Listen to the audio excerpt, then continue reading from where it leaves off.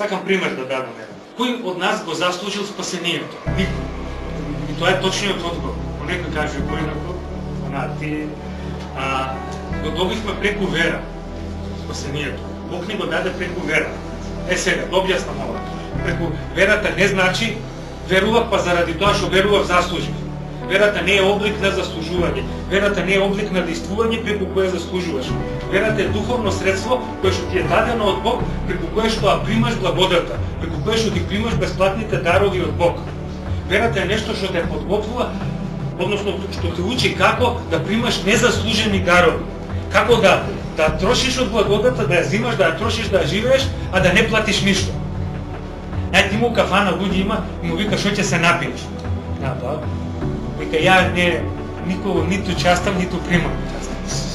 Тој не знае да прими. Да, има такви луѓе. Значи не може да прими, не знае да прими. Верата не учи да примим, да го примиме тоа што Бог по благодат ни има дадено. Со вера не заслужуваш. Со вера ја отвораш вратата, со вера се отвараш сами од себе си да примиш благодат. Значи, за спасението не ви зборувам. Дека од нас никој не го заслужил спасение. Тоа е факт. Дури ни панта.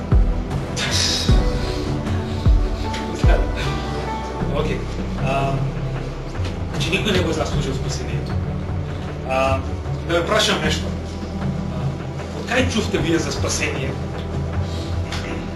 Како ви текна за спасение? Текна на некој од вас па им кажа на сите? На некој пред мене, можда на Дејан. Значи не. Зошто го викам ова? Идејата за спасение не е човечки идеја. Не може на човек да му текне спасение.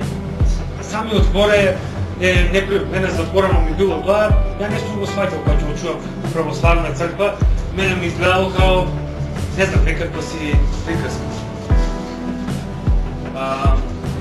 Значи, сакам да кажем, не е човечка идеја, не е човечки концепт. Нема врска со човечкиот ум, спасението. Нити зборот, нити поимот, нити сето тоа што значи и представува спасението. Значи, кога би била човечка идеја, спасението, кога би го измислил некој од нас, ќе го кажеме сите и сите викаат колку добра идеја има човекот, знаете шо, тогаш може сите би го барале спасението и сите би размислувале за спасението, ама сеедно спасението не би постоело. Не би постоело. Тој по сега да ви речам, кога идев наваму, таму каде пред новото школо, видов паркиран свемирски брод. Или ајде пореално, хеликоптер. И вие сите тука ќе викате, па пасторов не лаже. Сигурно има. И сите ќе си го замислувате, каков е тој, ваков, таков, со ова сона. И таму кога ќе отидете, ќе видите празно место. Нема ништо. Не е така со спасението. Да беше човечка идеја, немаше да значи ништо.